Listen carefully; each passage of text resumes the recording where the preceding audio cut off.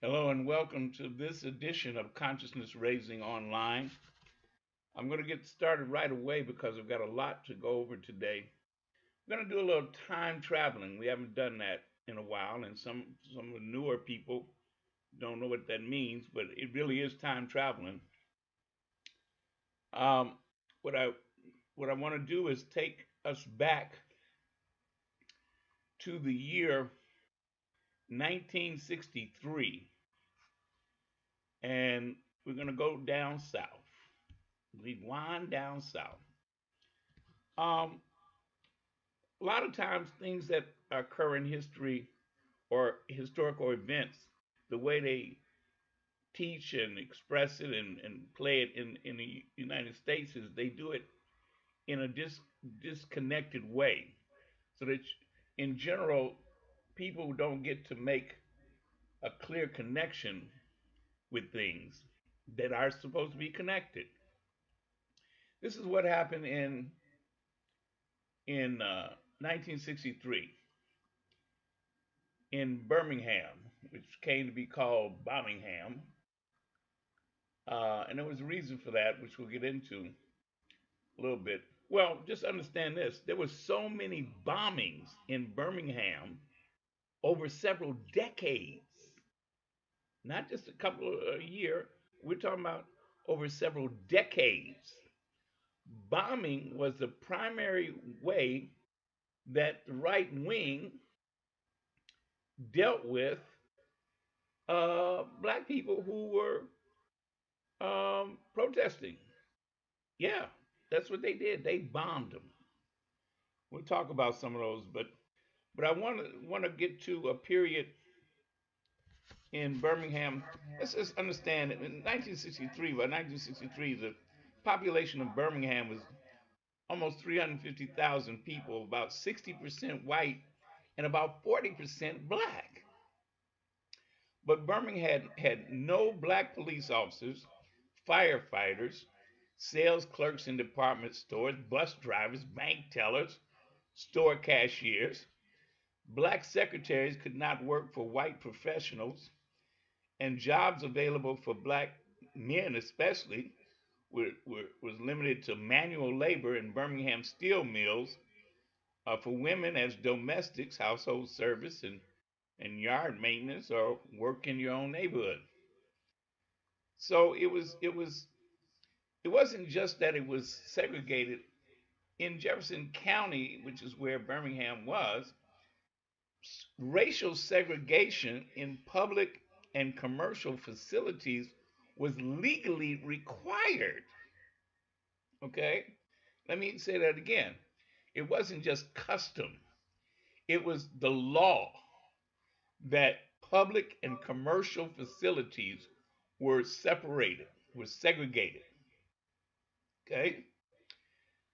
So when you have that kind of a situation, then what black people had risen up to do was to break through that public and commercial facilities segregation. Because as a taxpayer, you have the right to to utilize public facilities. That's what that means. It's public. It belongs to the public. You're a member of the public. You pay taxes. You're supposed to have access. Plus, commercial facilities, meaning stores, etc. If they're open to the public, then they have to serve you. But legally, it was still against the law. Okay. Now, when I mentioned about Birmingham, Between 1945 and 1962, there were over 50 unsolved bombings. They bombed the churches, they bombed the homes, and there was one area that was so bombed out, it was called Dynamite Hill. You'll hear more about that a little bit later. But what happened was that in 1963, well, let me back up a little bit further. Alabama was so racist that in 1956 they had banned the NAACP. Yeah, banned the organization. When I learned that, I said that's like apartheid in South Africa, where they banned Nelson Mandela and them, the ANC, African National Congress. Can you imagine that they banned the NAACP? So, um, by the time we get to 1963, I mean, so many bombings. One of the people that was instrumental in things in in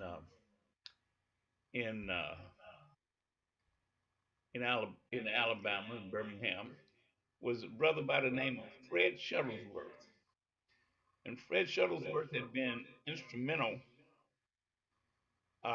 there. He was the pastor at the Bethel Baptist Church. His home had been bombed several times, at least 3 or 4 times over the years. You know, he had now he had battled the city about the segregation rules. He had tried to sue them. Of course, they told him he couldn't sue. So he sent a petition to the mayor's office asking that public facilities be desegregated. And the mayor, whose name was Art Haynes, he publicly responded with a letter, public letter, telling Fred Shuttlesworth that his petition had been thrown in the garbage.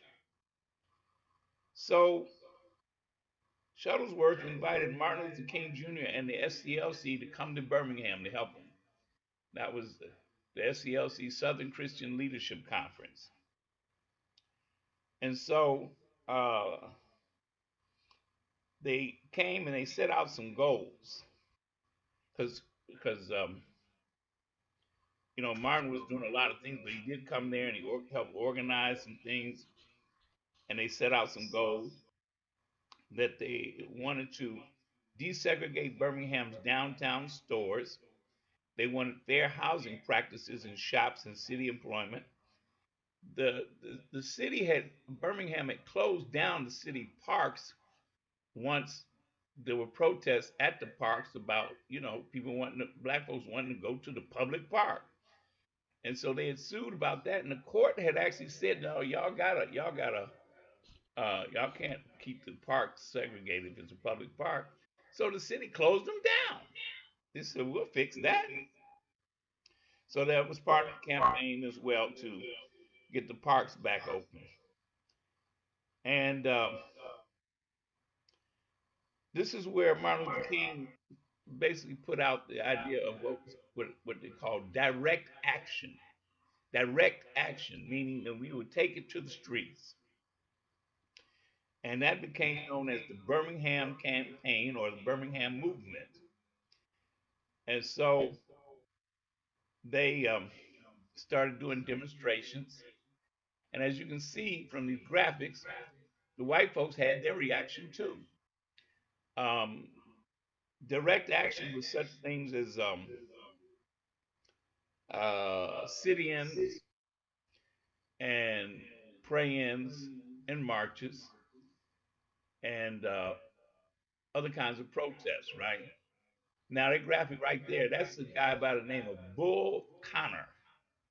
You've heard that name before, right? Well, Bull Connor was the what they call him public service director. He wasn't the police chief. He was the public service director of Birmingham. I'm sorry, public safety, commissioner of public safety. And Now, this was should really trip you out. He was the commissioner of public safety. He's gone down in infamy. You know who the governor was of Alabama at the time? George Wallace. See, all of this is related, and it's going to get even deeper in a few more minutes. So Eugene Bull Connor, he described himself as a arch segregationist, and he said this is what he said publicly. He said the city, quote, ain't gonna segregate no niggers and whites together in this town, unquote. Now think about that. I'll repeat that. He said, quote, the city ain't gonna segregate no niggers and whites together in this town. Now what kind of sense does that make? But but he also was very much advocate for attacks on black people. You'll see in a minute. Um, what was interesting, the FBI got involved because remember in '63 John F. Kennedy was president and Robert Kennedy was Attorney General, and so they were supposed to be down there, doing whatever the FBI was supposed to be doing. But among the things that they were doing, Bull Connor was good at harassing black folks. The Freedom Riders, he locked them up. In fact, he some one busload they burned it and beat the Freedom Riders up. Well, he delayed sending the police down there to do anything. Then when they would have mass meetings, he would go and have his police harass the preachers and religious leaders and protest organizers because they would illegally ticket the cars and then have them towed. Yeah. So, and plus they would always have the fire department coming into meetings to have fire, looking for fire hazards. So now here's the deal. They were, let me see. I think I want you to see something here. Uh, yeah. So now there's Bull Connor and Dick Gregory. See, Dick Gregory was down there. It was quite a few people coming in down there to help with this Birmingham campaign. Okay. However, they still were bombing stuff. Here's Fred Shuttlesworth at his house. Um, here's Fred Shuttlesworth at his house when his house got bombed. And now that was when they were supposed to be trying to hammer out an agreement with the white businessmen that were saying, well, we want to do something here, the city commission. Uh, oh yeah, that's right. So the black folks and the SCLC, they decided they were going to have a boycott, okay, and so it was going to be a staggered boycott. And what that meant was that they would boycott one section of downtown one week, and then they would boycott another section the next week, and they were really hurting the businessmen. So what the city commission did, they punished the black community by withdrawing um, virtually all of the money from the surplus food program. And that, of course, was supposed to hurt them. They did that in the spring before Easter. Uh, so the black folks intensified everything going into Easter. So for, they were hurting them. Now, then they were doing the sit-ins at the libraries and the lunch counters, etc. And dig what happened next. Let me show you. Um, Bull Connor, this was in April of 1963. So, at the sit-ins and stuff, the counter demonstrators, the white boys came and they were spitting on them and pouring milk on them and pouring coffee on them and doing all kind of stuff, blowing smoke in their faces, trying to get a reaction out of them so that they could arrest them. But that didn't work. So in April, Bull Connor got an injunction that banned the protest and raised the bail for those who got arrested from $200 to $1,500. So, of course, that really hurt the demonstrators because when they got arrested, you know, they all of a sudden now they got these huge bonds. Um, Now, because Martin Luther King was the major fundraiser, they urged him to raise money around the country, and so he was getting ready to do that. But dig what happened. He said that he promised to lead the marches to jail in solidarity. So he did. Uh, he said we're going to defy this injunction and prepare for mass arrests. So with Ralph Abernathy and Fred Shuttlesworth and about 50 Birmingham residents from 15 years old to 81 years old, they were arrested on Good Friday, April 12, 1963. That's where Martin Luther King started out with some scraps of paper that a janitor gave him and then some notes written on the margins of a newspaper, and later he got a hold of a legal pad, and that's when he wrote the famous letter from Birmingham jail. And just briefly, let me explain what that was about. See, some white liberal clergymen had said that he was wrong, or at least a question, why they kept pushing. Why didn't they give the mayor a chance to work things out and this, that, and other, right? And so he wrote it down. He said, "Why are y'all always telling us to wait? We've been waiting. We've been waiting so long. We tired of waiting. We can't wait forever." And so, if you've never read the letter from the Birmingham jail, you really should read it because it's deep. All right. So now that's another factor. Where did the letter from the Birmingham jail come from? That's why.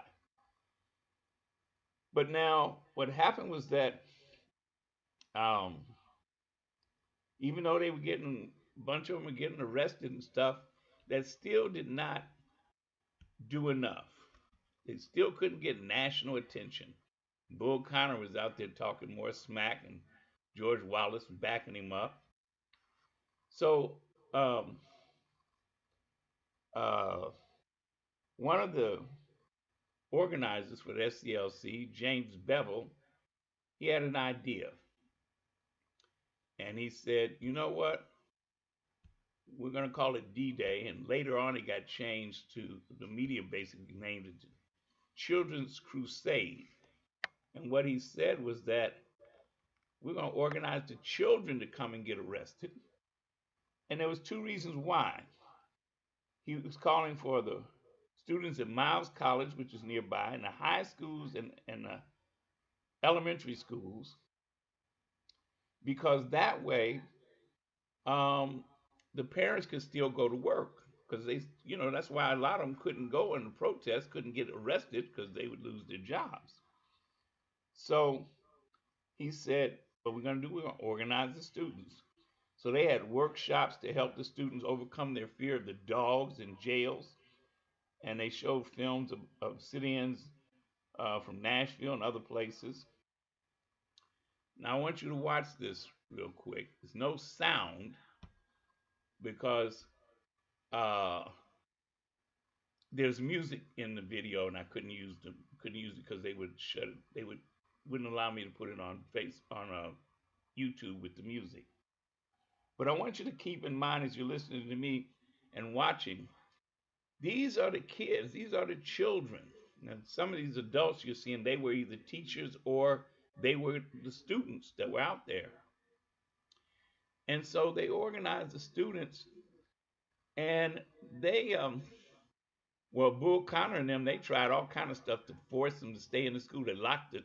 They chained the door of the schools to keep them from getting out. And they still organized anyway. They didn't have no Facebook. They didn't have no social network, but the word got around. And so, come time for them to go, they broke out the schools, out the windows, out the doors, everywhere. And they were running downtown to Birmingham downtown to get arrested. Okay? And I want you to keep watching this because as you see this, look at all these children. And they were running downtown from all the whole area, all over Jefferson County, to get arrested. And some, they were disciplined, and they knew exactly what they wanted to do. And mm, I just, when I watch this, my heart just leaps because when they went downtown uh, the first time, they arrested them, and about 600 of them got arrested the first time. The youngest was as young as 8 years old. Now, Bull Connor realized that the Birmingham jail was full, so he changed police tactics and tried to change the police tactics to keep the kids from coming downtown. Now, now here comes another 1,000 kids, children, who were they had met at the 16th Avenue Baptist Church, and they walked across Kelly Ingram Park to go to downtown. Well, I'm gonna show you in a minute what the tactics changed to, but I want you to keep watching this because this is just so deep to me. Look at them, look at them. Mm, mm, mm.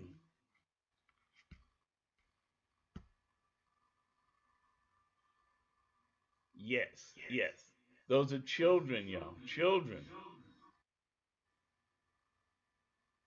Look how organized they are. Just all that energy. This was this was Bombingham, 1963. Now, what did Bull Connor do? That's when he unleashed the dogs. The dogs in full force and the hoses. He had the firemen fire up the hoses, and you have to understand they turned the hoses up so high that it would knock the bark off the trees. And this is what he unleashed on children, those hoses and the dogs. Because you've seen the photographs of the dogs, and you've seen some footage of the hosing, but I want you to really understand what was going on, what they were doing. It was they were trying to hurt these children because those hoses were so strong that the firemen were getting injured trying to hose them. And you can see what they did with the dogs. Mm. Yeah, I'll let you see some more as we go along. I want you to see these. I want you to see what they did to these children. And of course, they arrested over 1,000 children, and so that meant that they had over 2,500 children locked up. Yep. Mm. Yeah, and Governor George Wallace sent state troopers down there to help Bull Connor. Now, while this is going on, in fact, let me stop here for a second, let you look at this.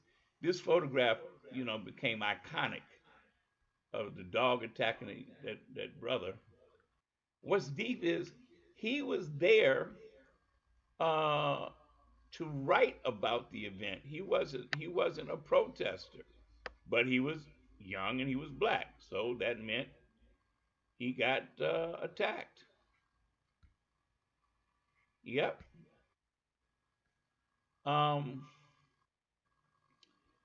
Now, while this was going on, oh, let me mention this too. Uh, yeah, okay, 16th Avenue Baptist Church. I'm sorry, 16th Street Baptist Church. That's where a lot of the activities went on. A lot of the organizing. Look at that organization right there. You saw a little bit of it in the video too. And there's the police sitting right across the street from the church because they sat there all the time because they were always watching black people. You see that? I want you to pay attention to that. It's the 16th Street Baptist Church.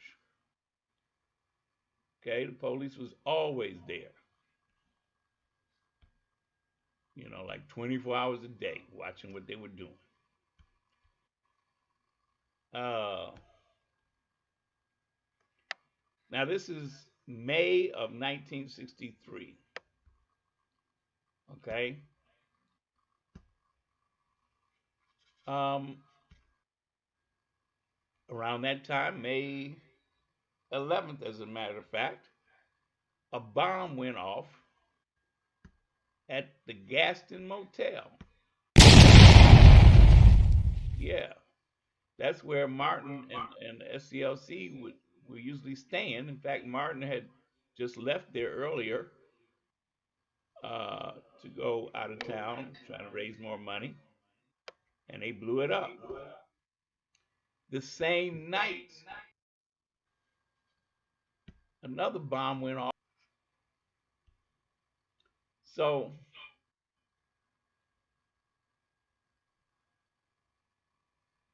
there were lots of bombs. Two in one night, May 11th. Uh, hmm, yeah. Oh, on A.D. King's bombing, here's something that was documented at the time. Around 10:30 p.m. that night, a number of Birmingham police left the parking lot of the Holy Family Hospital, driving to the home of A.D. King. Some police traveled in an unmarked car.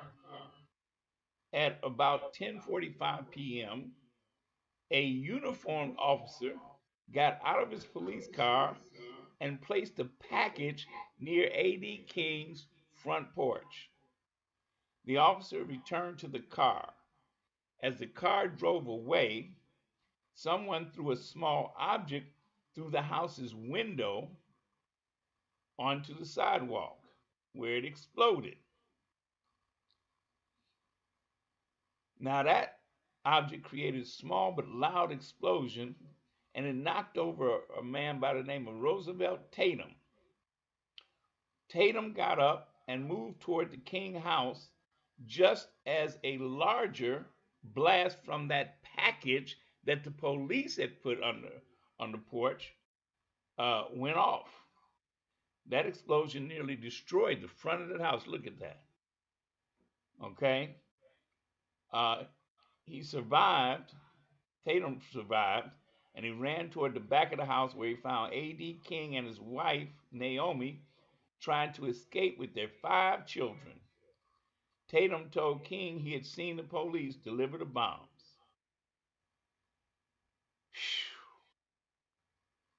Okay, now, remember I told you things are connected, but they don't connect them on purpose. That was May. August, the end of August, 1963. What occurred? Yes, the March on Washington for Peace and Freedom and Jobs. That was the same year. And Martin, of course, was there, as was Abernathy. Even though all hell was still breaking loose in in Birmingham. Okay? Yeah. That was August 28th. And as I said, uh, when I said all hell was breaking loose in Birmingham, it was because what happened was after A.D. King's house got bombed, there was a huge outpouring of people, Birmingham, black Birminghams, who started blocking the police cars and throwing rocks and stuff at the police. Uh, then a fire got started at an Italian restaurant, grocery store, and the police and the fire at that point. Then the fire department said, "Oh, we can't go in there and do nothing because they've been throwing rocks at us." Although the police, Birmingham police, had some kind of way a U.S. Army tank appeared there. Yeah. Then they had a huge battalion of state troopers who came in armed with submachine guns. Yeah, this is Birmingham, y'all. This is Birmingham. This is going on while they were trying to prepare, while Martin and them were trying to prepare for the March on Washington. So they had almost a riot going on in Birmingham. So you never hear about this. They're in a riot. Over 50 people were injured and wounded from the police. But also, what else was happening? That the black people were fighting back. And that is, believe it or not, um, John F. Kennedy was more disturbed by that, as was Robert F. Kennedy. They were very disturbed by the idea of what they call black mobs running amok. Uh, Robert Kennedy said to a reverend down there, he said that the Negroes, when dark comes to night, they're going to start going after the policemen. They're going to try and kill policemen. And we can't let this get out of hand. You know, we understand that the Negroes say they've been abused for all these years, but now they say they're going to follow the ideas of the black Muslims. So we got to convince them that the federal government is their friend and that the government is going to intervene for them, it's going to work for them, and sort of head off some of that other stuff. President Kennedy, first we have to have law and order. So the Negroes are not running all over the city.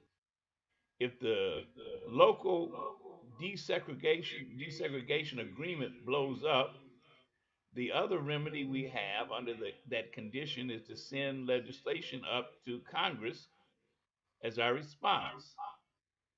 As a means of providing relief, we have to have legislation. What did that become? That became, of course, the Civil Rights Bill of 1964. Because remember, this is 63. This is August. And think about it. John F. Kennedy was going to get killed in November 22nd, 1963. And Johnson was going to become president, and he's the one who shepherded the Civil Rights Bill into law. Of course, because when John F. Kennedy got killed, Robert Kennedy, his term was up as Attorney General, right? Now, so in the summer, August of 63, King led the March on Washington for Jobs and Freedom. Medgar Evers, who was over in Jackson, Mississippi, he was fatally shot outside his own house on June 12, 1963. Uh, wow.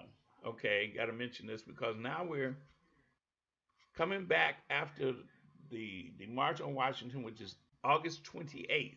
Okay. Now, what happened? In September 5th, September 5th of 1963, There was a brother by the name of Shores. He was one of the one of the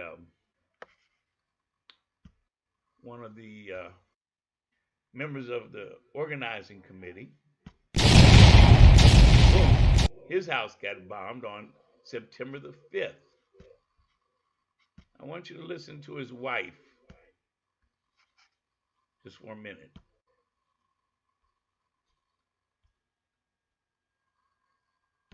Going and I drive all the way up to the house. We were inching our way up at first in the car, and finally the police said you couldn't go any further. So we had to get out and walk about 3 blocks. Those 3 blocks were the longest 3 blocks, I think, in history. You had rioting going on, you had police shooting in the air, bullets zooming in the air, but we made it to the house. And when we got there, it was just really sort of like a shock and disbelief because half of the house had been blown away, basically. Garage doors were out. Everyone in the house had been blown out, not only in our house, but in houses within the neighborhood. I remember running in, checking to see if my father was all right, which he was. And I'm an avid lover of animals. And so I went out in the backyard searching for my dogs. And when I got there, I saw a neighbor covering something, which happened to be a dog, one of my dogs that had been blown to pieces. My other dog went missing. When they had the write-up in the paper, they said no one was hurt because the family was in the other part of the house. So less than 2 weeks, they planted another bomb at the other end of the house. And that time, we were all there. I was the furthest one away from the bomb, so when it went off, I knew the drill, hit the floor and crawled to safety. I got to my father first, who was at the front door, trying to open the door that had blown inward. And I went and found my mother unconscious at the time. What was so interesting with my father trying to open the door, we had a neighbor who lived across the street, who, when he heard the bombing, he immediately came out on his front porch, and a police car was already parked in his driveway, and told him to go back in the house, which he did not do. And as he crossed the street and proceeded to our house, the police had already blocked off the different streets leading to the house. So it was, again, a big time of unrest during that time. That was September 5th, 1963. 10 days later, September 15th, 1963, the 16th Street Baptist, that bomb was huge.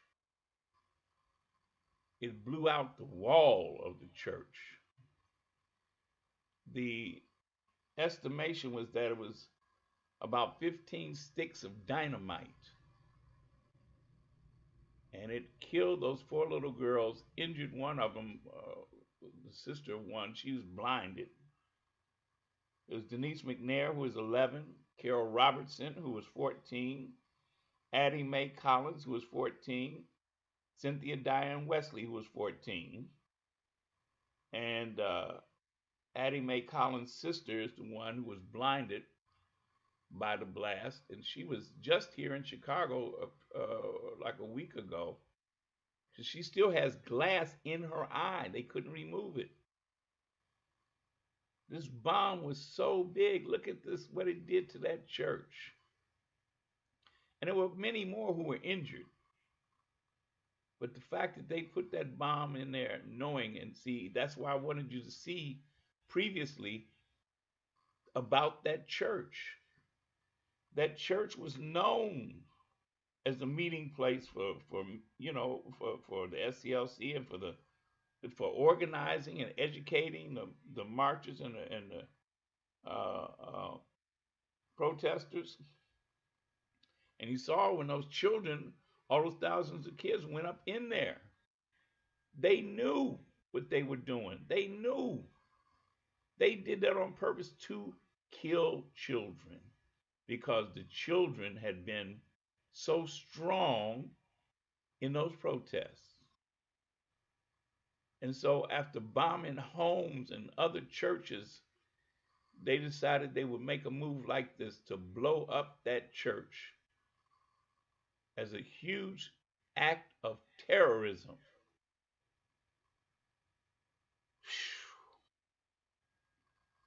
Um, and also, I talk about this too. There were two young brothers who were also killed separately that same day. They were shot. One was 14, and one was 16, and the other was 11, I think.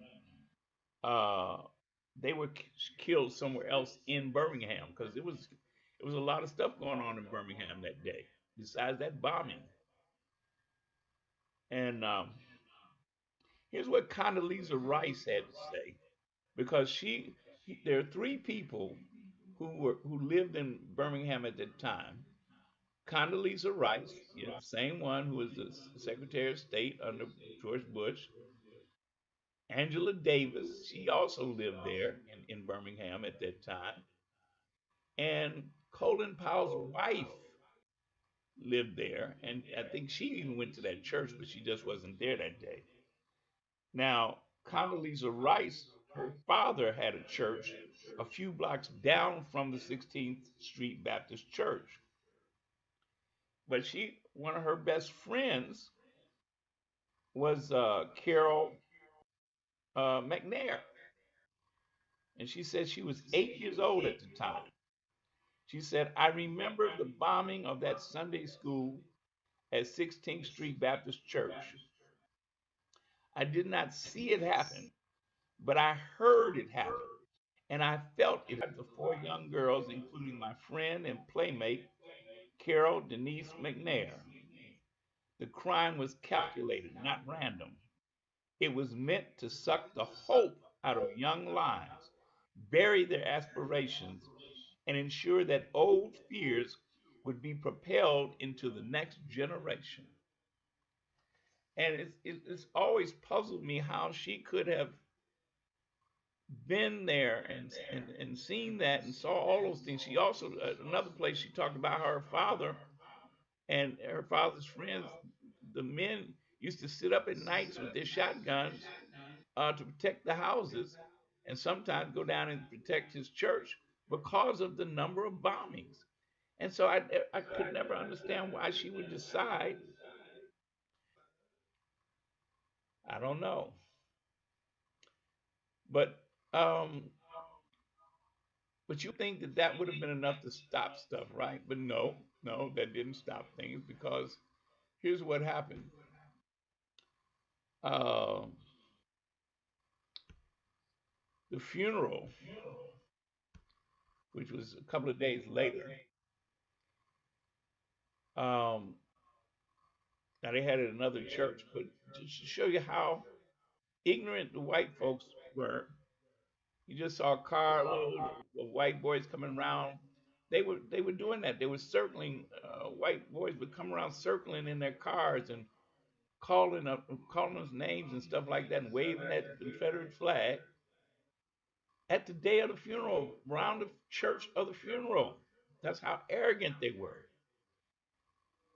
That's one of the set parents. Look at that. And the police just didn't do anything. They just stood around and probably their sons. Yeah, yeah. Martin came in to do the funeral. You know, it just hurts so bad. There's Condoleezza Rice, and of course, a lot of ministers and clergy from around the country came down there. That's people from CORE. And what happened was this: of the people that the FBI knew who had planted the bombs, this is one guy. That guy was Chambliss, I think it was.